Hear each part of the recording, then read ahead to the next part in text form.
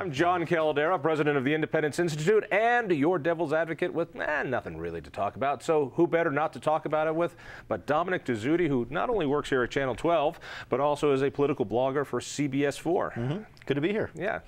I like you better behind the camera. You got a face for that. And Chuck Plunkett, who used to be on the editorial board, who used to be the investigative reporter, but now the head honcho for the politics section of the Post. Congratulations. Well, thanks. Thanks for having me on. So now you can take your bias that you had before, your liberal bias, and infect a whole bunch of reporters on the political page.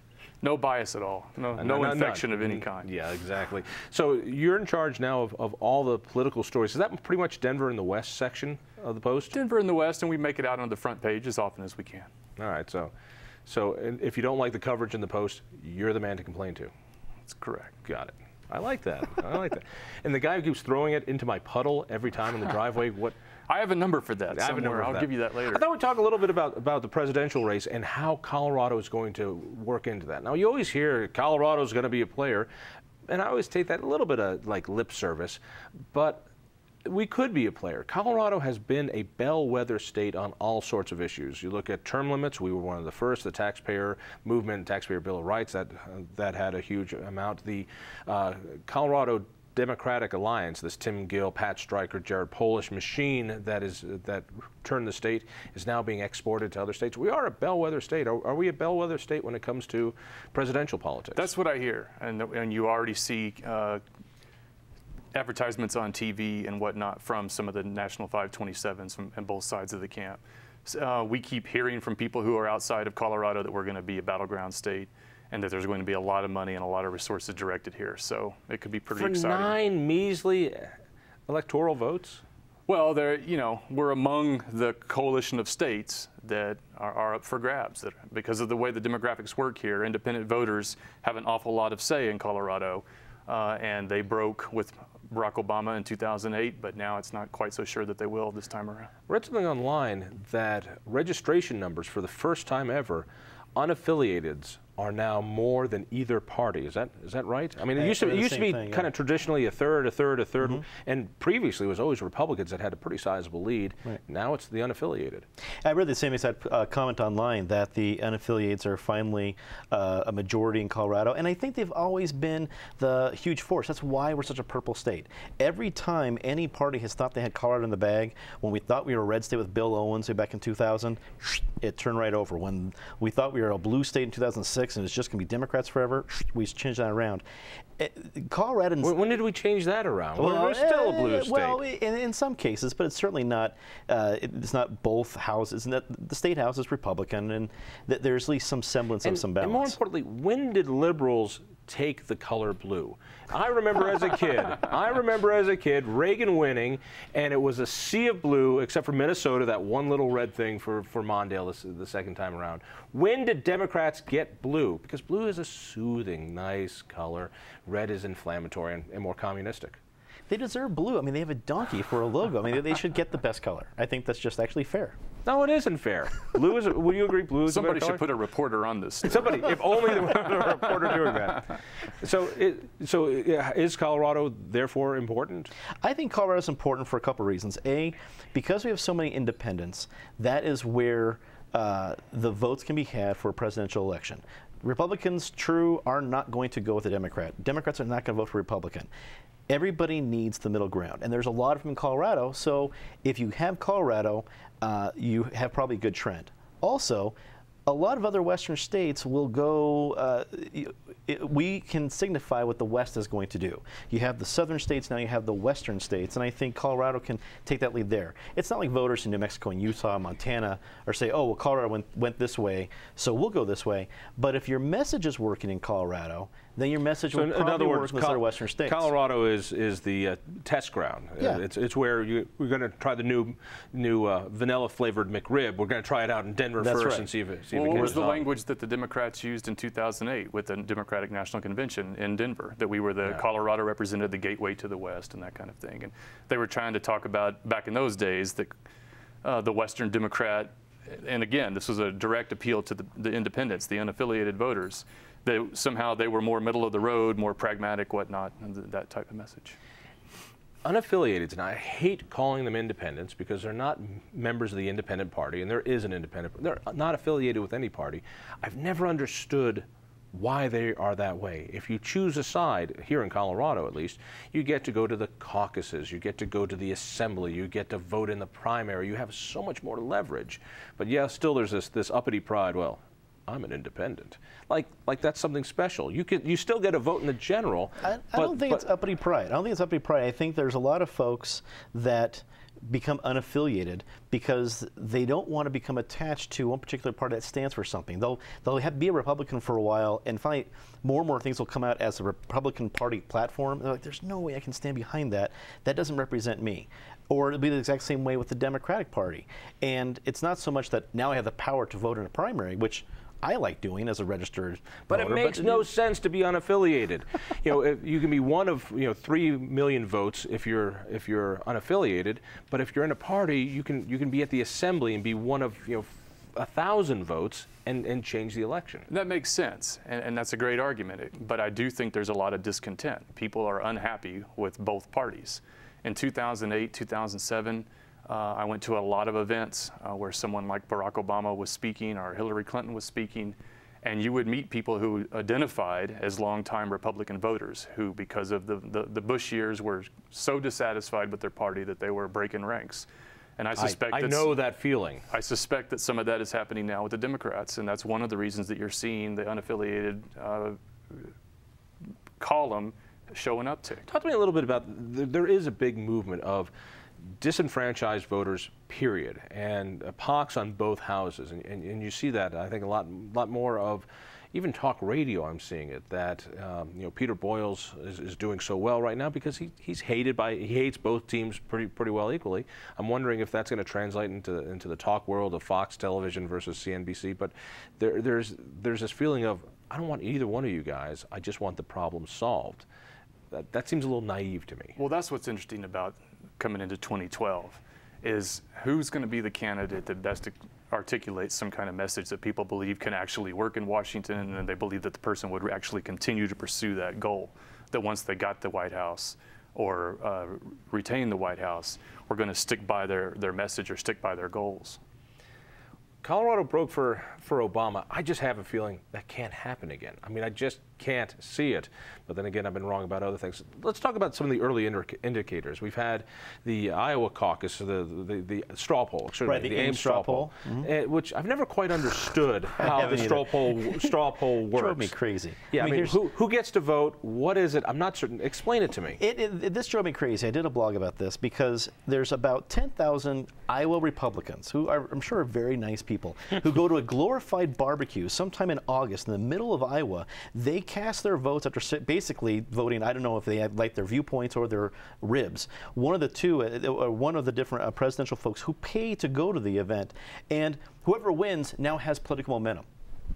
When was the last time we waited for a couple thousand Republicans in Iowa to decide something for the rest of the United States?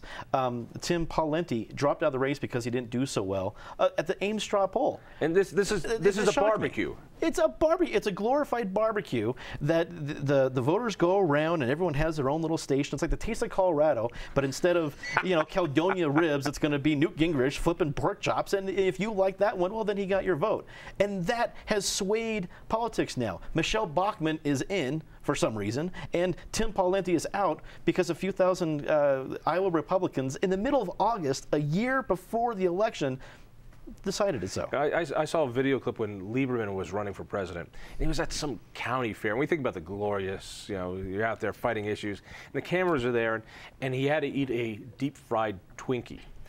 For some reason, that was the treat of the day, and the cameras are there, and you could just see him choking this thing down. I would have loved it personally, but he had to go through this routine. Really, this is what he wants. It's not representative of the rest of the country, and it's certainly not representative of Colorado's Republicans. I was in Iowa for the caucus, and in the days before, I chased a lot of folks around, and it was amazing how much momentum and power and excitement Mike Huckabee had in Iowa, and he never had that here. it was hard to find Huckabee supporters in Colorado, if I remember that correctly. You remember it perfectly. What's the difference? I know that it's easier to switch and vote in the other primary in some of these early primary states, but the caucuses, that's only Republicans. You have to be registered, right? I believe so. I don't know the exact rules in Iowa, but what's exactly what Chuck is talking about, what's a little bit different too in Iowa, you've got an odd Republican because you have traditional farmers. You think about traditional social values, but then also you bring up ethanol subsidies, and it's like, do not take that away from us. Well, farming subsidies are pretty controversial in everywhere else in the world, or at least the country, but in Iowa, you better not touch our ethanol subsidies. So there's a lot of conflicting issues that make Iowa Republicans their own beast, although apparently in presidential politics they speak for millions of people. John Andrews, my good friend, put together a little party called the Western Conservative Summit. They had 1,000 Christian-loving conservatives in one room without booze. And or deep fried Twinkies. Oh, they had deep fried Twinkies. Yeah, they love God, but the Twinkies are okay. And they had decided to have a straw poll. They had Santorum there, they had Rick Perry there, they had Herman Cain there, and it was one. Herman Cain walked away with it. Everyone I spoke with said, you know, he gave the best speech. He's most fiscally sound, and I'm wonderful. And he doesn't have a chance. It'll be very interesting to see what Colorado's GOP does. You got to remember, in 2008, they were strongly behind Romney. But Romney, here he is again. He's trying to, once again, make a go of it. And it seems like the Republicans elsewhere, at least, and probably in Colorado, too, aren't catching his wave. They're grasping around for another candidate. And that's why you see Rick Perry walking in and suddenly grabbing all the attention. He was like a rock star when he stopped by that summit. Yes, he didn't do as well in the poll, but that was a little bit weird because the poll was conducted immediately after Herman Cain gave a big barn burner speech, and so everyone's excitement was with him for the moment. So I don't know what that means, that Herman Cain did so well at that particular place with those particular group of people at that particular time. Let's talk about what I see as a couple different tensions inside the Republican Party, and I'm in the middle of it, so I can see it. Your opinion, I'd really like to see from the outside. Yours, I don't care about anyway. But this fight between social conservatives and fiscal conservatives. I'm a fiscal conservative, but I love social conservatives. I love social conservatives when they get into office because they don't listen to their constituents. They listen to God, and God hates taxes, and God loves guns, so we're okay. But the pull between the party has been tough, and I'm wondering, is a social conservative wave, has it gone by? Being a social conservative, is that going to doom Republicans in future elections, including the presidency? Let's start over here. Well, I mean, the conventional wisdom would be that it would be smart for the Colorado Republicans to get behind someone who wasn't a social conservative but was a fiscal conservative, because that will play better to the independents nationally. But what you have in 2012, you didn't have with the same intensity, if at all, in 2008. It depends on who you talk to. But there wasn't a recognized Tea Party in 2008. Right. And Colorado Republicans were the long driveway Republicans. They went behind Mitt Romney by a large percentage. Long driveway Republicans? I picked that up the other day at a party. I thought it sounded good. Was it a party? I'm a park on the street I'm afraid Republican. It was just in the newsroom. Yeah. It wasn't even at a party. Of course. Yes. And in your newsroom, everybody's a long driveway Republican. Yeah, I park on the street, buddy. So who will have the power? Who will have the intensity? Because one of the things that happened in 2010 was that Ken Buck, who had the Tea Party momentum, beat out Jane Norton, who we would put in the long driveway camp, and who might have had a better chance, would have had a better chance at winning that race. So did the Tea Party kind of learn its lesson and say, wow, well, it's good to be pure, it's good to stand up for our principles, but we also want to pick a winner? Pick the winner. They picked Dan Mays. So, what about the social conservatives? I mean, you need that as part of a coalition to win. Reagan understood that. It is part of the coalition, but it seems to turn off a lot of the unaffiliated. I think it turns off a lot of the unaffiliated because it hits some real touchstone emotional issues for Americans. When you're talking about gay marriage and abortion rights, those are really emotional stuff. But on the other side of the coin, when you have real progressive liberals pushing Democrats, it's the environment, it's maybe labor unions. They're not really on the emotional issue. So it's easier for progressive liberal Democrats to still get that base and swing back center. But when you go towards the social conservatives, which you need in the primaries, and frankly where the fundraising is, because fiscal conservatives don't like giving out money, so the social conservatives give out money. You swing that way. You Take a look at the swing numbers. Republicans give more to charity than Democrats. They don't give to fellow Republicans. That's my point. You're frugal. Right. You know, you'll give to a lot of different charities, but you're not gonna, a fiscal conservative is not going to say, yeah, let's pay for this in the form of fundraisers. Or if they were, Republican candidates wouldn't be going to social conservatives for the money. That's where they go to the money, and they can't swing back to the centers effectively because they've made their point on really emotional issues for Americans.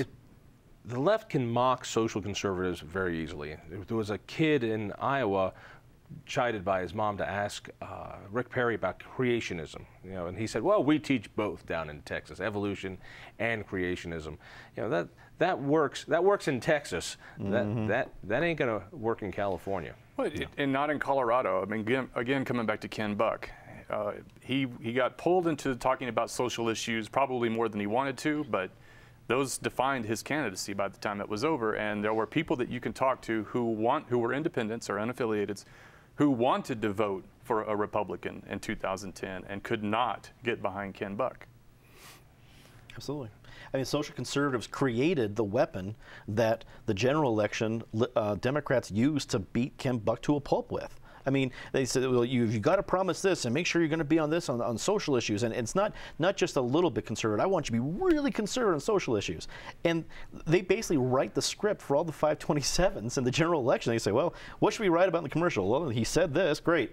And it's perfect ads. They just beat him to a pulp with stuff he had to do in the primaries. The Tea Party, I love the Tea Party in a number of ways, but there's some dangers there. The beautiful thing about the Tea Party movement is, one, it doesn't have a leader, and it's driving the left crazy, because if it was Ross Perot or if it was somebody, you go after that somebody and down goes the movement. Not so. These are just pissed off Americans who believe we're spending too much and we're regulated too much, and I agree. And we need people and a force that is ideologically driven. They can hold Republicans accountable for their perceived values, that, you know, what they campaigned on. But the other side is, a lot of Tea Party movement is good at saying what they're against. They're not good at saying what they're for. They're not good at working with a majority. So you've got the establishment Republicans, and I'll call them the Mitt Romney guys, and then you've got the Rick Perry Bachman guys who are the grassroots, and I don't know if they're going to be able to play together. My team doesn't play together. I didn't understand how things got so tilted towards a social conservative debate with Ken Buck in 2010, because not talking about Ken Buck necessarily, but talking to the Tea Party folks when I was out on the trail and whatnot, talking to folks, I didn't gather that the social issues were what animated the Tea Party. I don't think it is, and as somebody who spent a lot of time talking to Tea Parties and working with them pretty closely, it isn't. It's money. It's the debt. It's the spending. The government. It's Obamacare. Right. It's the regulation. Religion isn't there. But still, Tea Party guys just don't know how to work well with others. We're good at throwing tomatoes. Well, and it seems too that the Tea Party folks have a lot in common with diehard big L libertarians who are all about principle.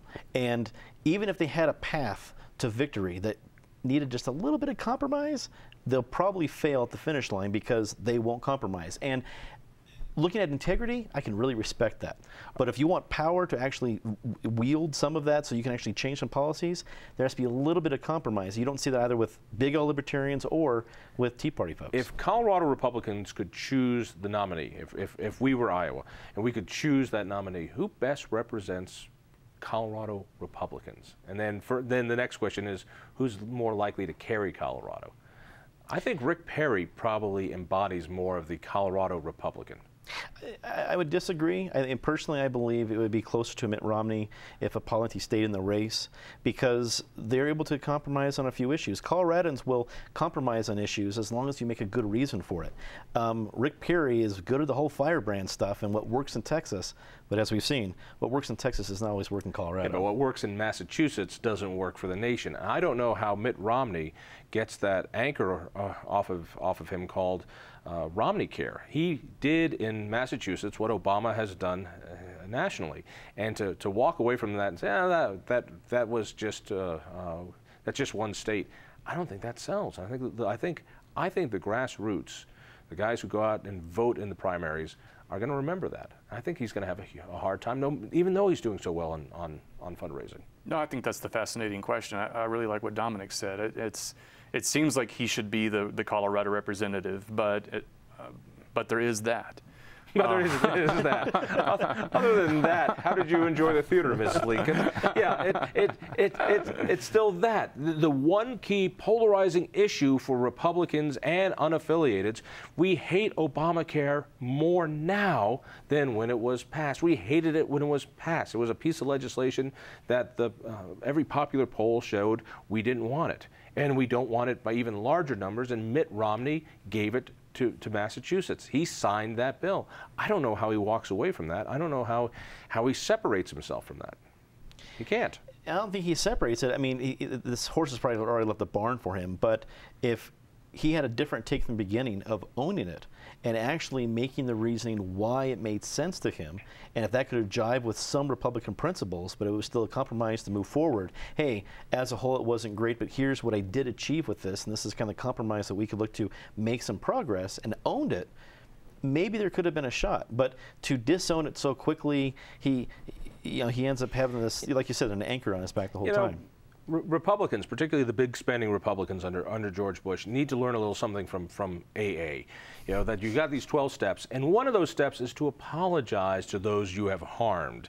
And I'd be fine if the George Bush Republicans who put us on the spending spree would say, I screwed up. Romney wants to win. He needs to say, yeah, I screwed up, and it's been a big failure. I was wrong, and this isn't going to happen, and here's why. Let me tell you, that would excite the party. I don't think he's ever going to do it.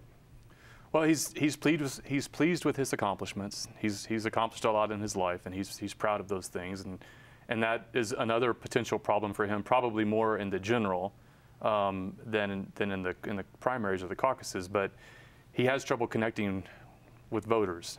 He's not the kind of person when you're going to pick an executive, you want to pick someone that you could have a beer with, and most people don't quite see themselves. Rick Perry shot a dog when he was jogging or something. Now, I want a beer with that guy. Party with Rick Perry. This is the type of guy that I think a lot of people won't want to party with. Unless you have your own legal counsel. I want to go jogging. Talk to me a little bit about religion here. This would be the first Mormon candidate. And while everybody says, well, that doesn't matter, Kennedy was able to do it as a Catholic, and everyone was worried that the Pope's going to call the shots, there are going to be a lot of people questioning the faith of Mormonism and saying this religion is odd to a lot of other Christians. Well, I mean, I think that kind of focus is inevitable if Romney continues to get some progress. I would imagine that Romney can swing it back, because as long as it doesn't concentrate on fringes in every religion, Catholicism, Christianity, Judaism, Islam, there's going to be some fringes that make the general populace wince. But if they can bring it back to, hey, you know what, the majority is like this, and here's where I stand on issues. I mean, that's probably where Kennedy made his most progress with Catholic. Let me tell you how I look at it, how I'm looking at my faith, and be clear about it. He'll be okay. But again, that takes a lot of courage and succinct ability to say, here's how I stand on it, and finish it. That's tricky. I've been thinking about that. It seems like if there was a winner in 2008 on the religious side of things, the Mormons probably scored some points there, because there were a lot of stories about Romney's faith and a lot of stories about Romney's time as a missionary when he was a young man. And there was never a story that was embarrassing to Romney or to Mormons, if I remember it correctly. Now, I know that there were plenty of stories about how in some southern states there were blogs that said really horrible things about Mormons and whatnot, but nothing was ever substantiated that made Mormonism look like some kind of alienating, un-American. Didn't look like Scientology. Correct. He could also hire the guys from South Park to do it. Right. They have the most Mormonism than anything else in the world. Yeah, I mean, they get those guys South Park making a ripping musical on Mormons, and you have those guys doing a hit Broadway show, 12 Tony nominations, tied for a record for Tony nominations, ripping on Mormonism. The timing could be right. All right, let's try to bring it back to Colorado. Colorado, we said, is going to be a swing state. It's going to speak for a lot of other states as far as it goes. I think Obama's still going to be in trouble, but a year and a few months is forever in politics. I'm not convinced this guy is over. You've got pictures of our governor back when he was mayor, hugging and kissing the future president. That's something he's starting to step back from a little bit as well. Are Democrats here starting to step back from their associations with Obama? That's also going to be very interesting in 2012 to follow. I talked to and I won't name the person, but I talked to a strong get out the vote activist. What's his name? I said I wouldn't say. For Obama in 2008. Was it a long name or a short name? And this person, when asked about where Obama had taken the country and how Obama had performed, went on about a 5-minute rant. But at the end of it, you know, what are they going to do? You're going to like just sit back while Rick Perry storms the White House? Right. Yeah. Michelle Bachmann. I think Chuck's exactly right. I think Barack Obama has ticked off a lot of progressives.